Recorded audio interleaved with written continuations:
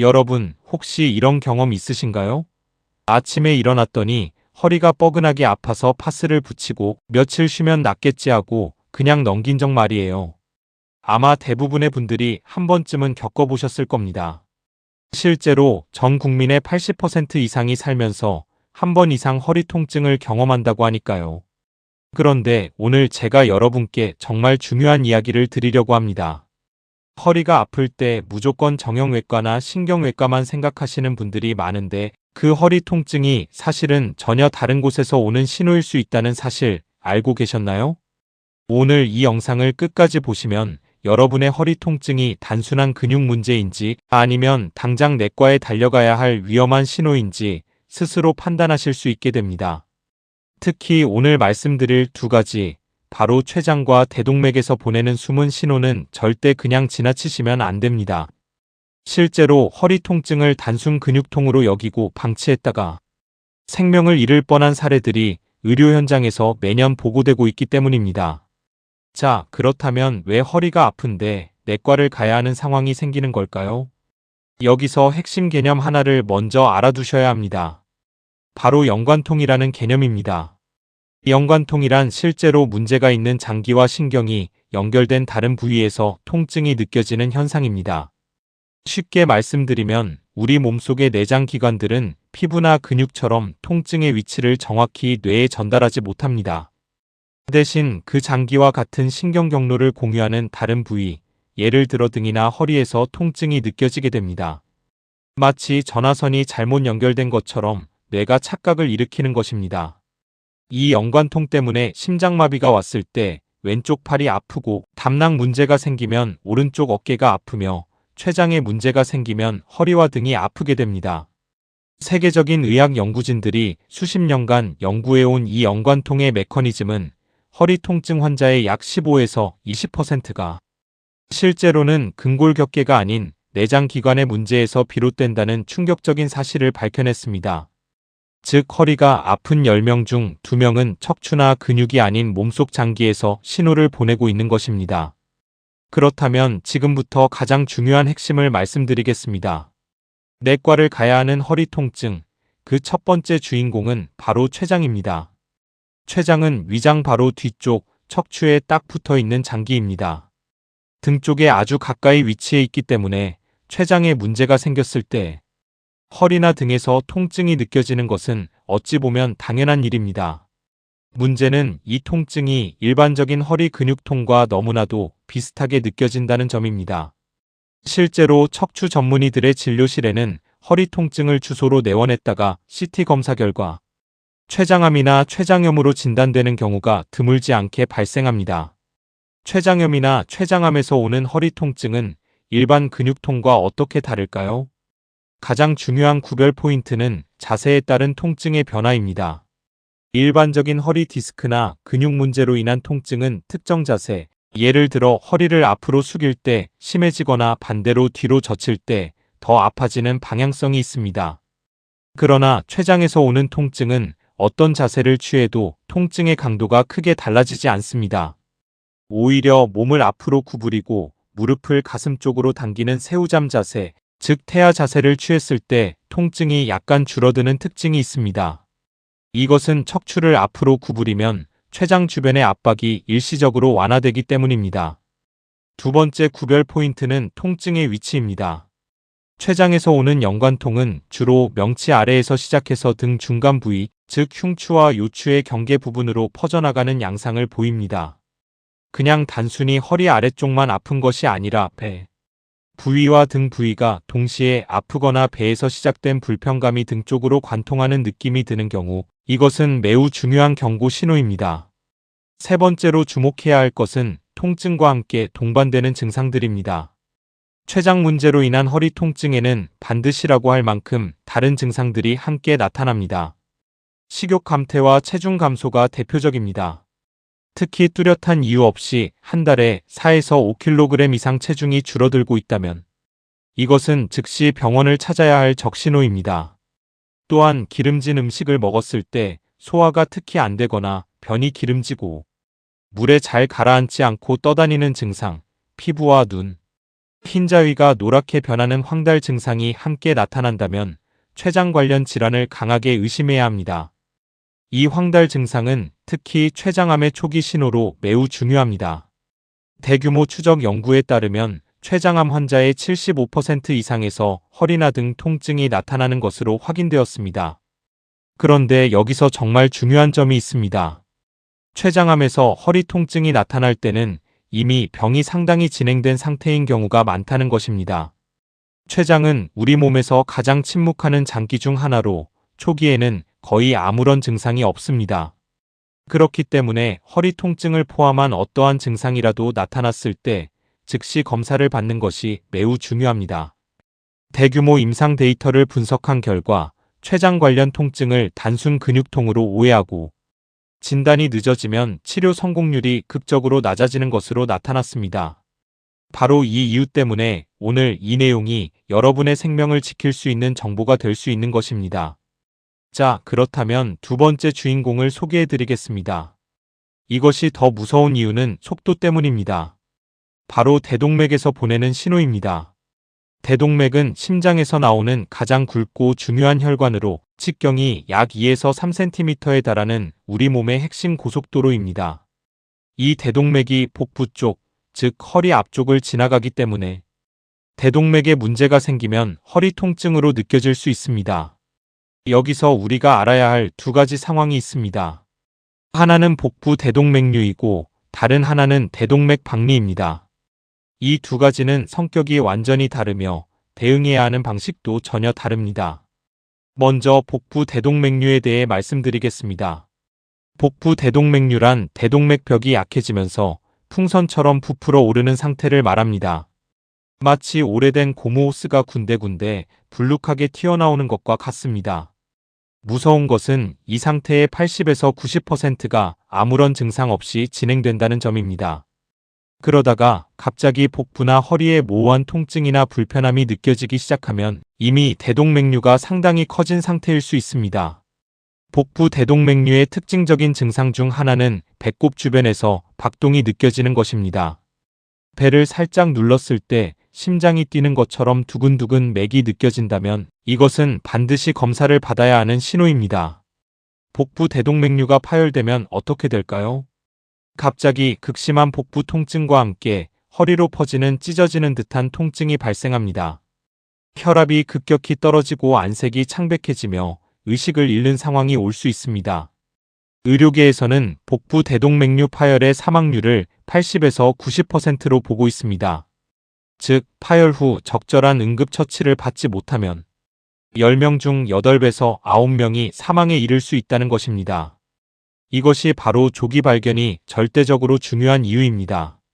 복부 대동맥류의 고위 연구는 어떤 분들일까요?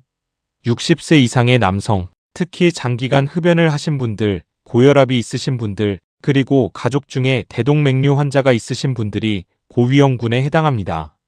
세계 각국의 의료 전문가들은 65세 이상, 흡연 경력이 있는 남성에게 복부 초음파 검사를 통한 대동맥류 스크리닝을 강력히 권고하고 있습니다. 딱 한 번의 초음파 검사로 이 숨어있는 시한폭탄을 조기에 발견할 수 있기 때문입니다. 이제 훨씬 더 긴박한 상황, 대동맥 박리에 대해 말씀드리겠습니다. 대동맥 박리는 대동맥벽의 내막이 갑자기 찢어지면서 혈액이 혈관벽 사이로 파고 들어가는 상황입니다. 이것은 의료 응급 상황 중에서도 최고 등급의 긴급 상황으로 분류됩니다. 대동맥 박리 환자의 90% 이상에서 갑작스럽게 앞가슴이나 등에서 칼로 찢는 듯한 혹은 번개가 치는 듯한 극심한 통증이 발생합니다. 이 통증의 가장 큰 특징은 바로 시작부터 최고조라는 점입니다. 일반 근육통은 처음에 조금 아프다가 움직이면서 점점 심해지지만 대동맥 박리는 발생 즉시 극심한 통증이 오고 자세를 바꿔도 전혀 완화되지 않습니다.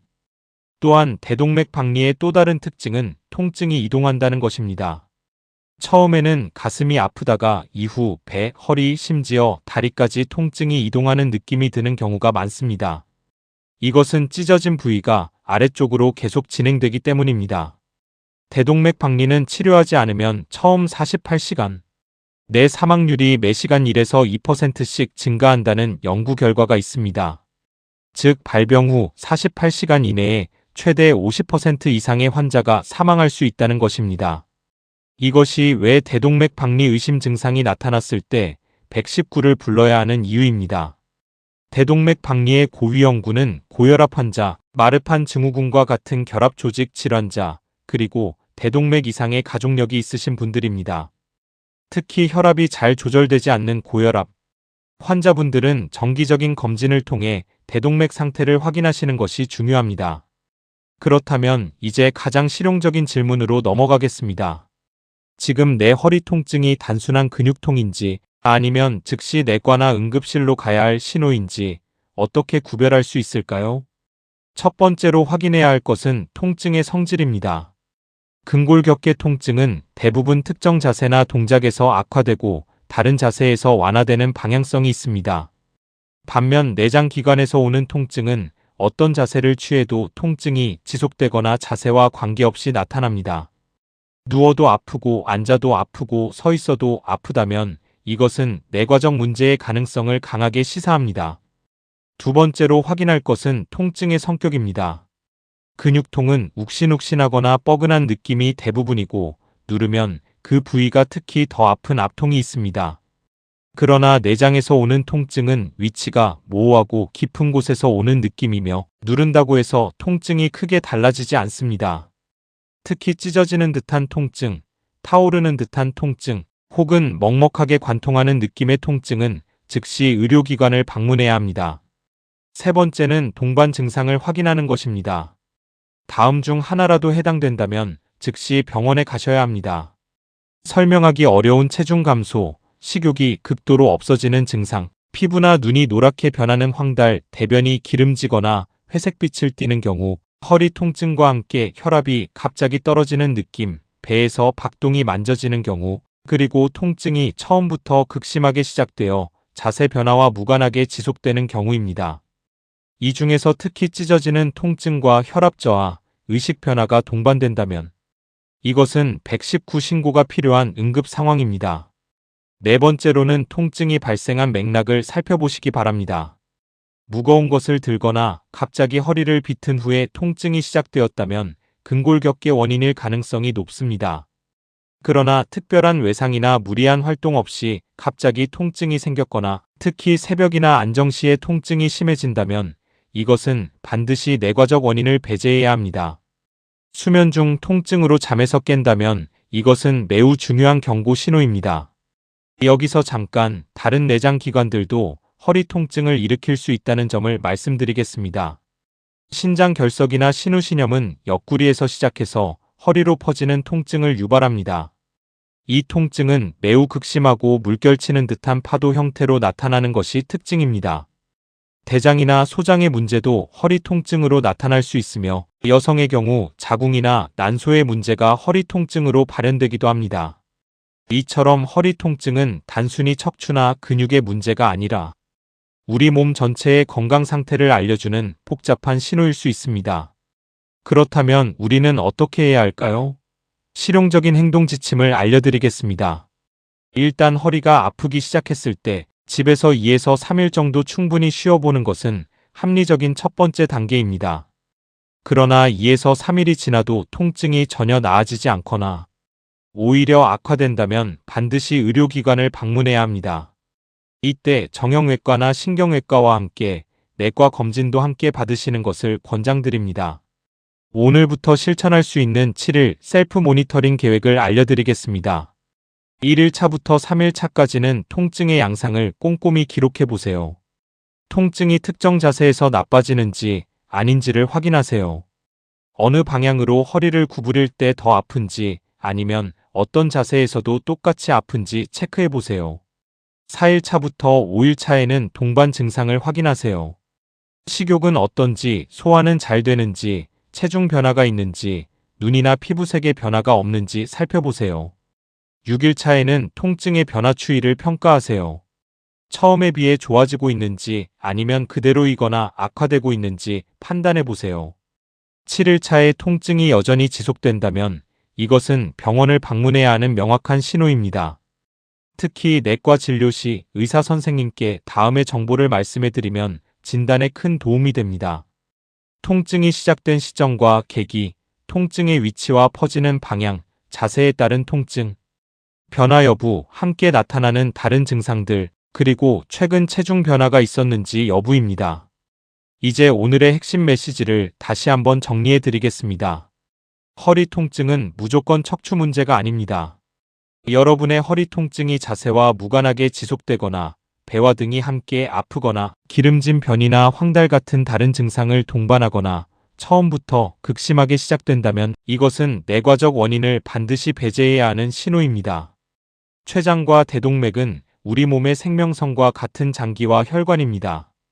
이 두 곳에서 보내는 신호를 허리 근육통으로 착각해서 시간을 지체하는 것은 때로는 돌이킬 수 없는 결과를 낳을 수 있습니다.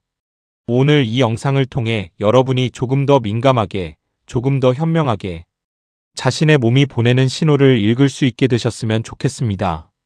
물론 오늘 말씀드린 내용만으로 스스로 진단을 내리는 것은 금물입니다. 반드시 전문의의 진료와 검사를 통해 정확한 원인을 파악하시기 바랍니다.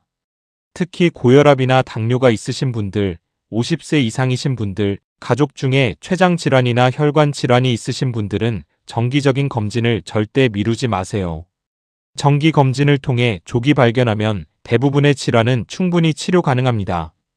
여러분의 건강을 위해 오늘 이 정보가 작은 도움이 되었으면 좋겠습니다.